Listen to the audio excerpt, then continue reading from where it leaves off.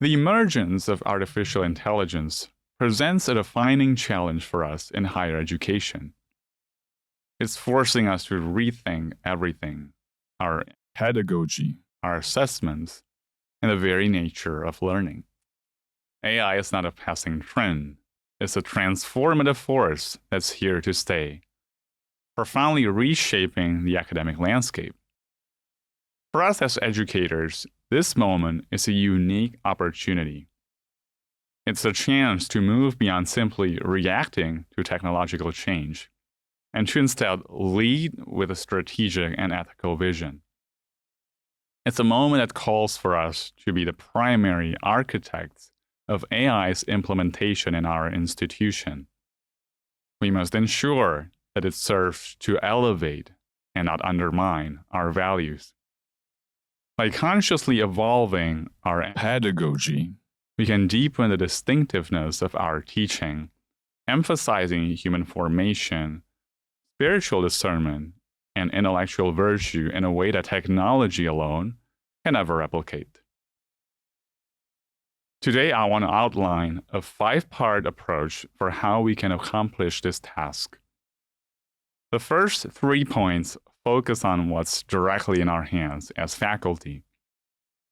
The final 2 points then zoom out to the institutional level, looking at challenges and opportunities for university leadership that, as you will see, have clear implications for all of our work.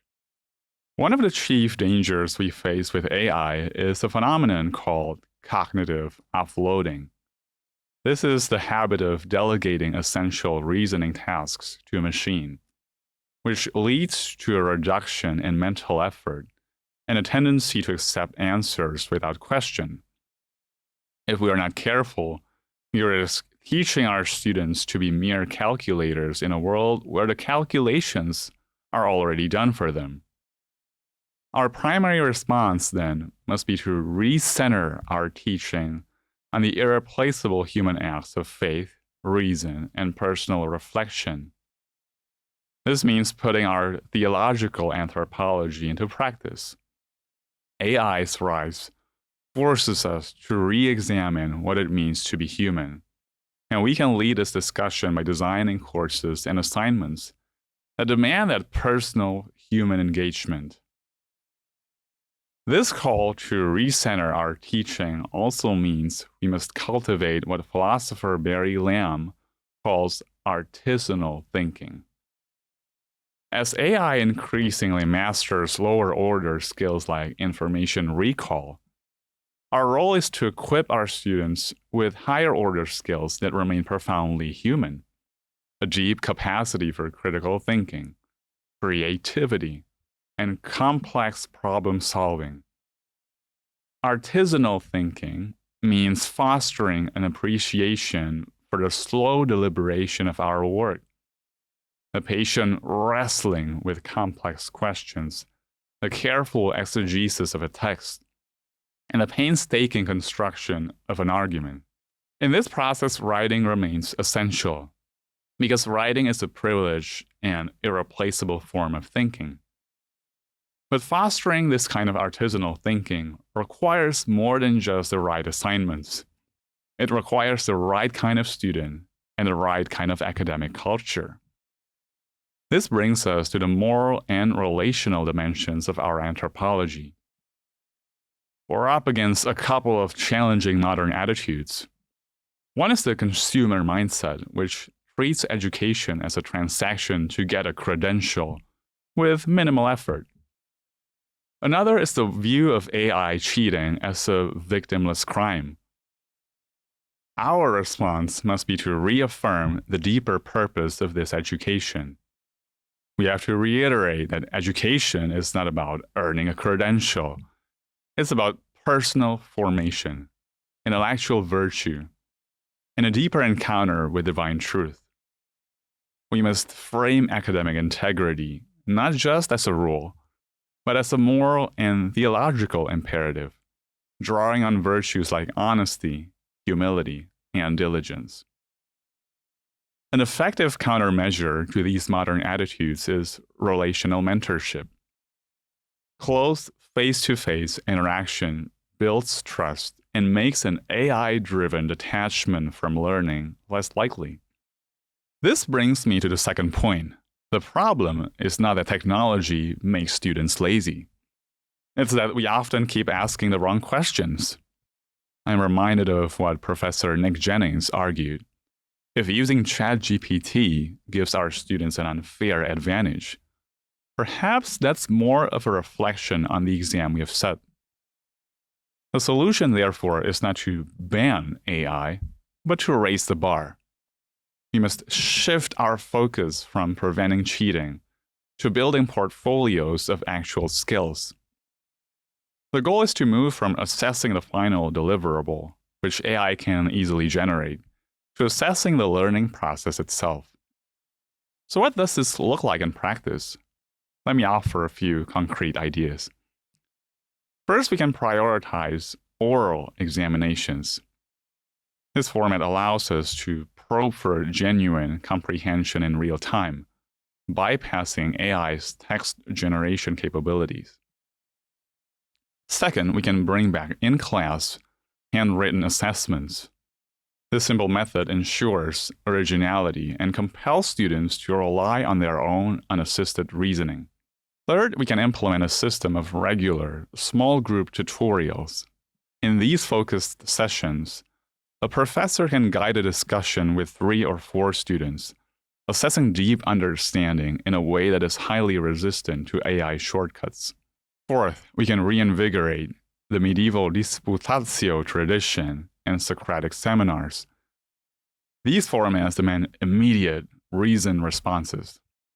We can even use AI as a foil, challenging students to refute an AI-generated argument, or to prepare for a debate by using AI to strengthen their counter-arguments. This cultivates the ability to defend positions in a dynamic, un-AI-able context. And finally, for larger assignments, we can require projects that include process documentation, handwritten outlines, annotated bibliographies that show real engagement, and oral presentations that detail the research journey. Each of these methods shares a common goal: to shift our focus away from the final AI-generatable product and back to the uniquely human intellectual journey. This brings me to my third point. Our approach should not be to ban or ignore AI, but to integrate it wisely. The goal is to use AI to push our students toward higher order learning.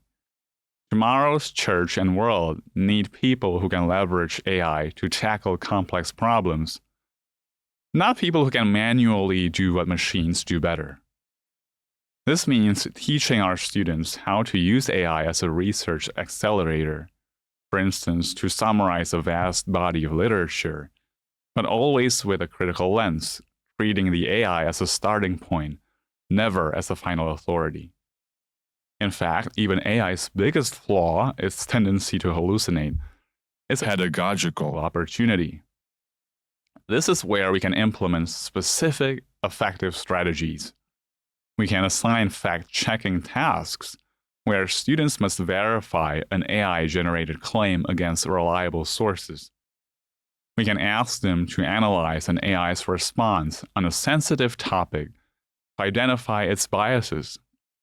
And we can challenge them to design better prompts to force the AI to provide more nuanced perspectives. Through exercises like these, our goal is to shift from forming students to be generators of content to forming them to be expert evaluators of it, a skill essential for navigating a world saturated with AI-generated information. This principle extends to our work as educators.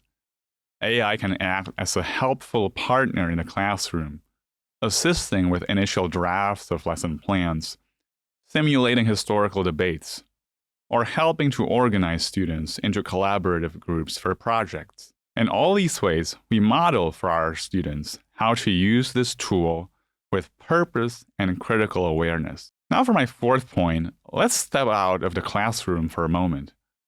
We can and should use AI to streamline our administrative work. The goal is simple: to reclaim our most valuable resource, time, and reinvest it in our core mission: teaching, research, and mentorship. For us as faculty, this means using AI to automate the tasks that drain our energy and time, things like managing complex schedules or sorting through routine emails. This is not about working less, it's about working more effectively, freeing us to dedicate our time to high-impact activities like student mentorship and our research. At the broader institutional level, the same principle applies. For example, with proper ethical oversight, AI can provide real-time feedback on student progress, identifying those at risk of falling behind. This allows for the early and effective interventions that can make all the difference. In both cases, AI becomes a tool that serves our goals by giving us back the time to focus on them. This leads me to my final point. The challenges of AI do not stop at the classroom door. They extend into the very structures of our academic lives, particularly how we evaluate scholarly achievement. The traditional marker of publication and peer review is facing a crisis of integrity. Recent studies show that a significant percentage of scientific papers already bear the marks of AI assistance. Even more alarmingly, a report found researchers embedding hidden prompts into papers, instructing AI reviewers to give a positive review only. This suggests that the peer review process itself might be offloaded to AI. This emerging reality where articles can be written by AI and then peer reviewed by AI fundamentally undermines our trust in publication volume as a primary metric for career advancement.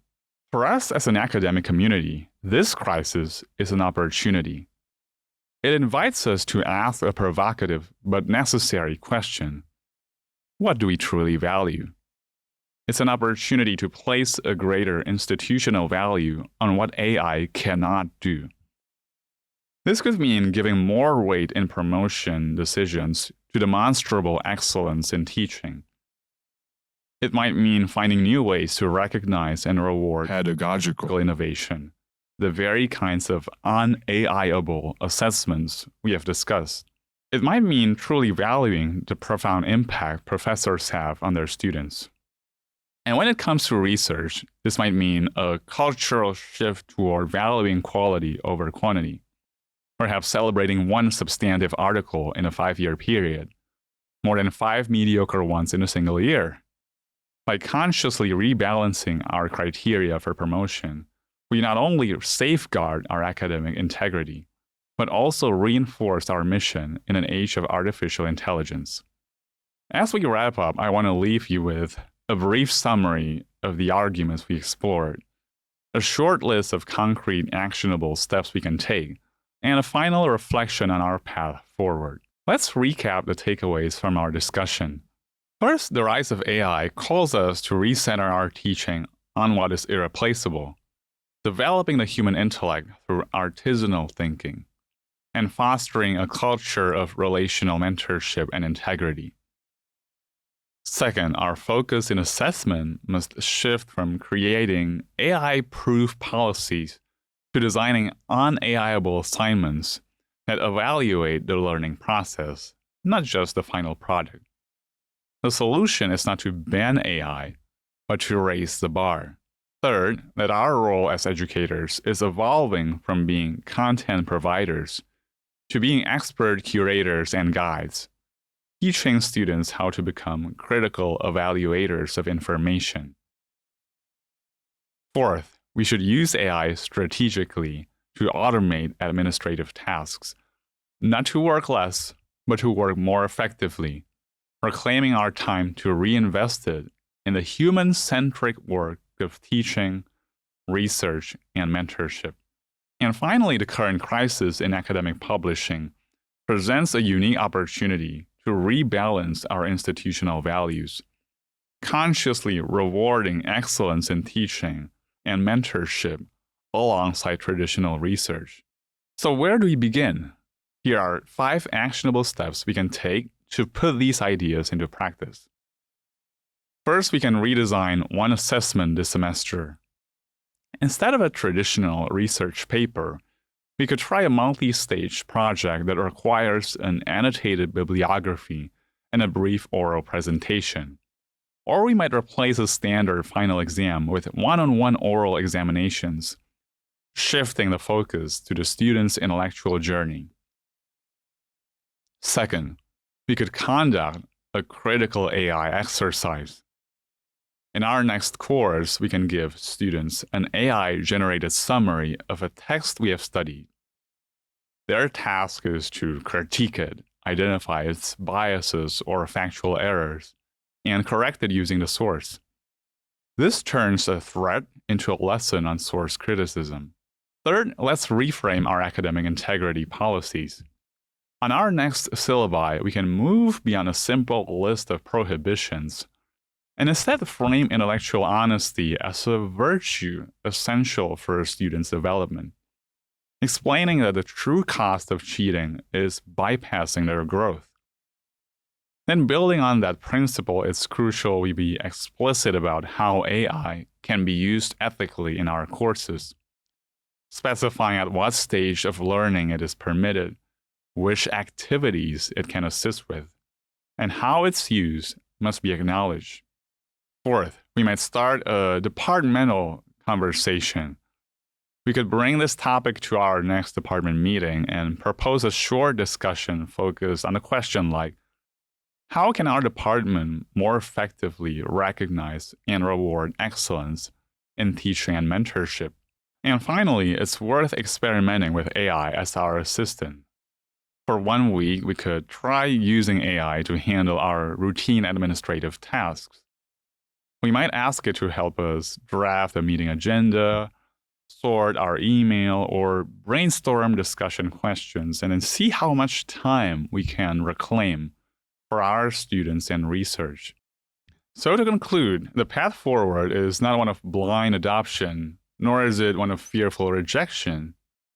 It's a path of active and reasoned discernment.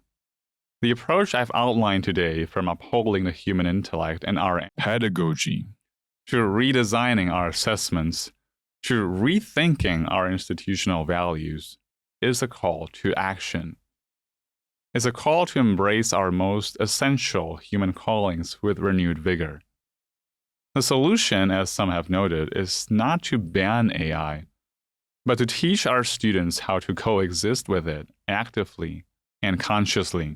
We're aiming for a model where the student is not a passive user, but a critical agent, where technology does not replace judgment, but challenges and strengthens it. By doing so, we can ensure that our institutions remain what they are called to be, places where students are not just trained, but are truly developed in wisdom and virtue, prepared for a deep personal encounter with the truth, and equipped for a constant dialogue with contemporary culture.